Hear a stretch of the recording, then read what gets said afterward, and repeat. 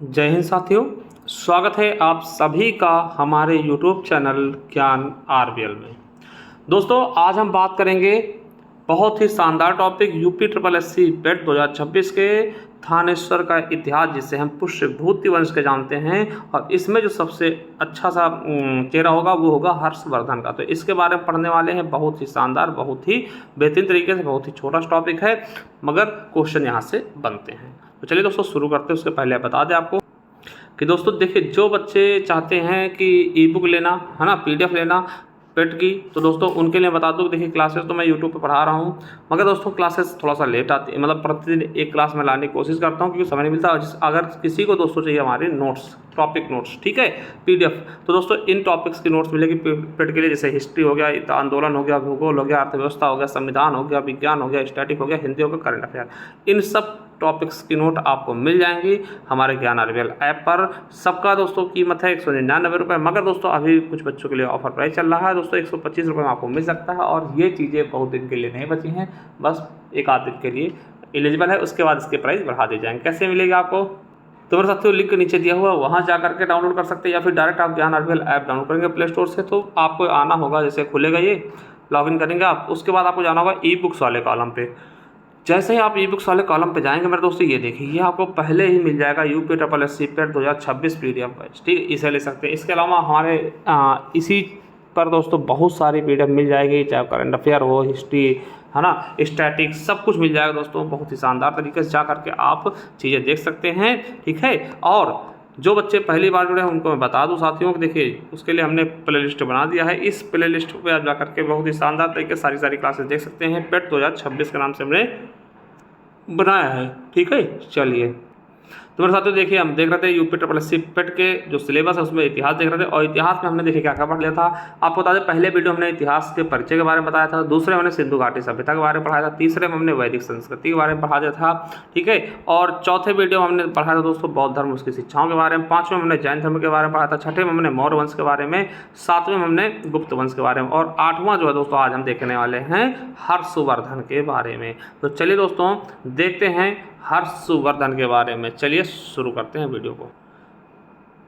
तो मेरे साथियों देखते हैं, देखिए आज हम देखेंगे थानेश्वर का इतिहास, पुष्यभूति वंश, जिसमें हम हर्षवर्धन के बारे में हम ठीक से देखने वाले हैं। आपको बता दें कि थानेश्वर का इतिहास, ठीक है। अगर मैं इसकी शुरुआत की बात करते हैं, तो अगर इसकी बात करते हैं दोस्तों, पुष्यभूति वंश एक बैठता है कब, तो आपको बता दें कि इस वंश के संस्थापक पुष्यभूति थे। क्या थे? पुष्यभूति। और इसी पुष्यभूति के नाम पर ही इस वंश का नाम पुष्यभूति वंश पड़ा था, ठीक है।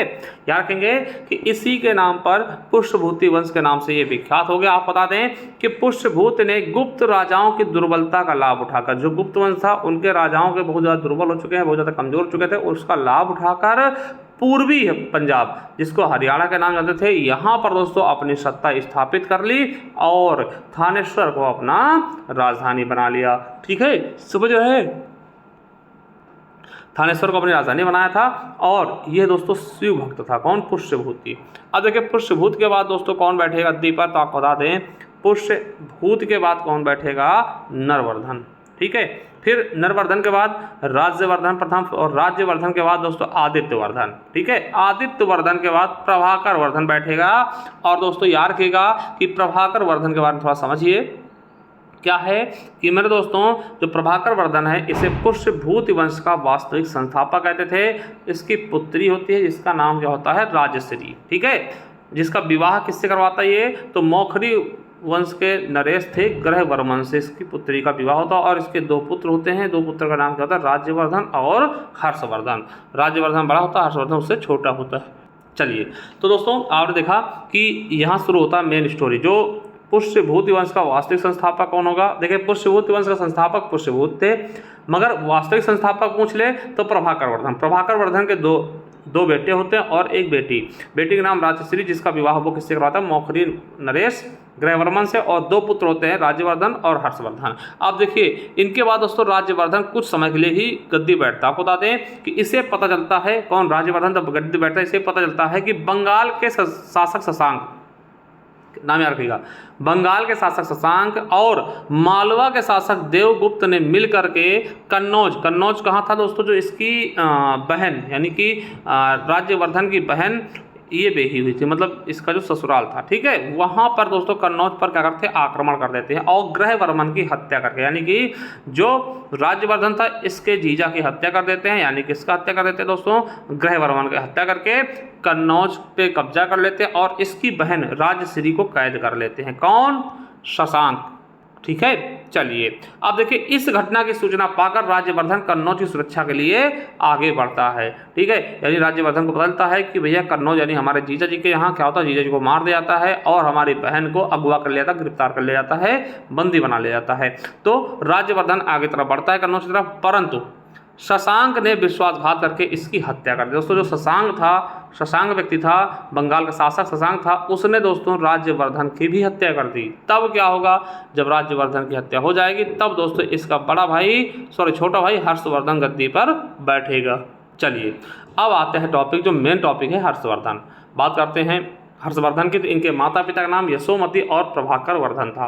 ये बौद्ध धर्म का अनुयायी था, यानी हर्षवर्धन किस धर्म को मानता था, बौद्ध धर्म का। इनका बड़ा भाई राज्यवर्धन था, जिसको पता है आपको कि जिसकी हत्या शशांक द्वारा कर दी जाती है, और इनकी हत्या गौड़ नरेश शशांक द्वारा कर दिया जाता है। और इनकी पहली राजधानी क्या थी, थानेश्वर। किसकी, हर्षवर्धन की पहली राजधानी क्या थी, थानेश्वर। आपको बता दें कि राज्यवर्धन की हत्या के बाद 606 ईस्वी में 16 वर्ष की आयु में हर्षवर्धन थानेश्वर का शासक बना। यानी जब इसके भाई राज्यवर्धन की हत्या हो जाती है, उसके बाद जब ये 606 ईस्वी में गद्दी बैठता, तब वो क्या होता, 16 साल का मात्र होता है, गद्दी पर बैठता।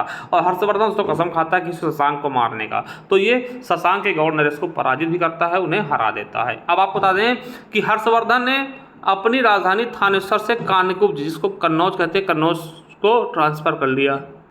यानी कि सब चीज़ें जीतने के बाद दोस्तों इसने कन्नौज को अपनी राजधानी बना ली। कन्नौज दोस्तों आपको पता है, जिसको पहले कान्यकुब्ज के नाम जानते थे, इत्र नगरी भी कहते हैं, खुशबुओं का शहर बोलते हैं, परफ्यूम के लिए बहुत ही प्रसिद्ध है, ठीक है। तो ये पेट में पूछा गया है कि हर्षवर्धन की दूसरी राजधानी कौन सी हुई, कन्नौज की। पहली राजधानी थानेश्वर, फिर कान्यकुब्ज या कन्नौज, ठीक है। आपको बता दें कि हर्षवर्धन को नर्मदा नदी के तट पर चालुक्य वंश के राजा पुलकेशिन द्वितीय ने हराते हैं। यानी हर्षवर्धन को पुलकेशिन द्वितीय नर्मदा नदी के तट पर हरा देते हैं, यानी कि हर्षवर्धन की हार हो जाती है। SSCGD CHSL में पूछा भी गया है, ठीक है।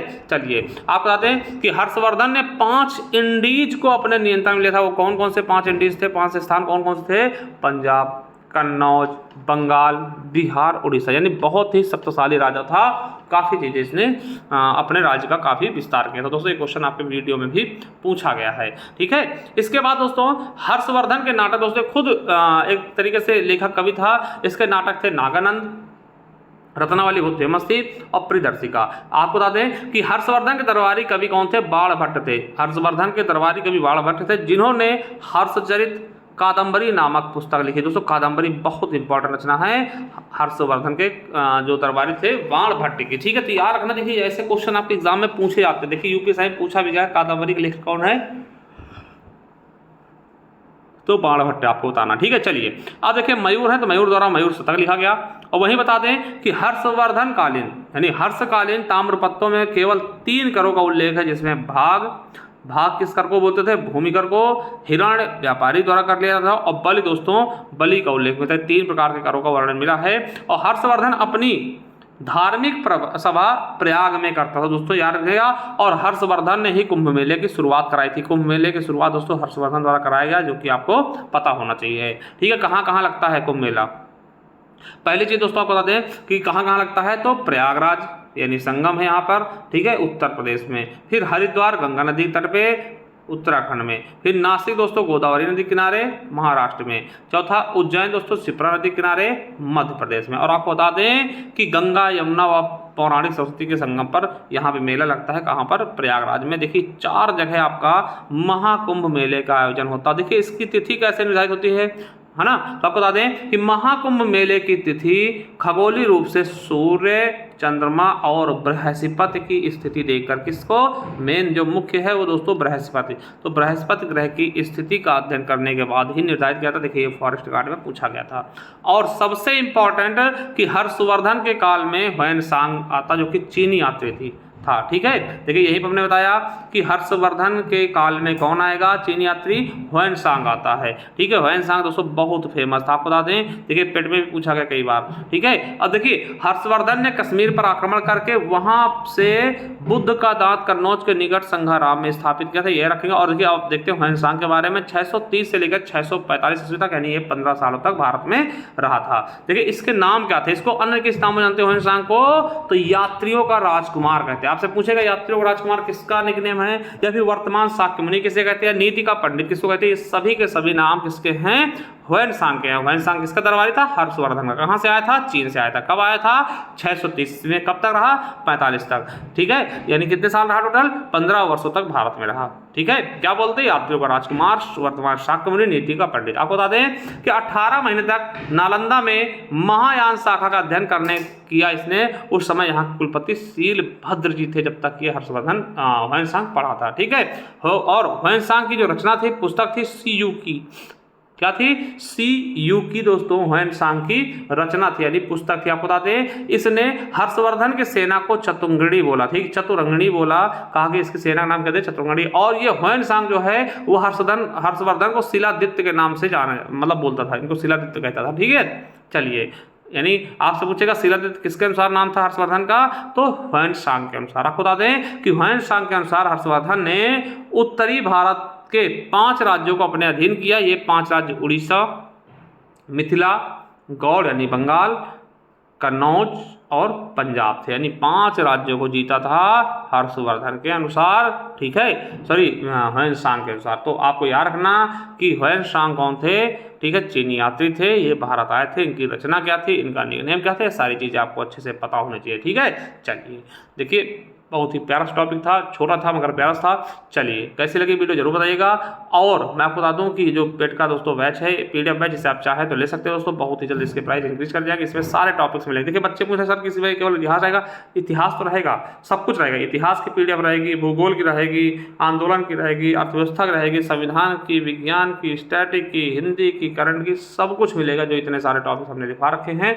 तो चलिए दोस्तों जाइए, कैसे मिलेगा दोस्तों, तो आपको ज्ञान RBL ऐप डाउनलोड करना, लिंक नीचे मिल जाएगा। जैसे दोस्तों आप डाउनलोड करेंगे ज्ञान RBL ऐप, जैसे डाउनलोड करेंगे दोस्तों देखिए इस तरह खुल जाएगा। आपको आना होगा ई बुक्स वाले कॉलम में। जैसे ई बुक्स वाले कॉलम में यहाँ नीचे दिखेंगे आपको, ये देखिए दिख जाएगा UPSSC पेट 2026 PDF बैच। दोस्तों यहाँ इसको ले लीजिएगा। ठीक है, इसको लेने के बाद आप इन्हें प्रिंट आउट भी करना चाहे करा सकते हैं। और भी नीचे जाएंगे दोस्तों और बहुत सारी ई बुक्स मिल जाएंगे आपको। हिस्ट्री की अलग मिल जाएगी, पॉलिटी की अलग मिल जाएगी, जियोग्राफी अलग मिल जाएगी, स्टैटिक की अलग मिल जाएगी, UP स्पेशल अलग मिल जाएगी, सब कुछ मिल जाएगा दोस्तों। एक बार जा करके विजिट करिए। ये हमारा बैच है, लिंक नीचे डिस्क्रिप्शन बॉक्स में है। और दोस्तों जो हमने प्लेलिस्ट बनाया, जो पढ़ाया अभी तक, उसकी प्लेलिस्ट भी हमने बना दी है, तो जाकर के एक बार पढ़ सकते हैं, देख सकते हैं, समझ सकते हैं। चलिए थैंक यू, धन्यवाद, मिलते हैं नेक्स्ट वीडियो में। तब तक के लिए जय हिंद, जय भारत, वंदे मातरम। Thank you, love you all दोस्तों।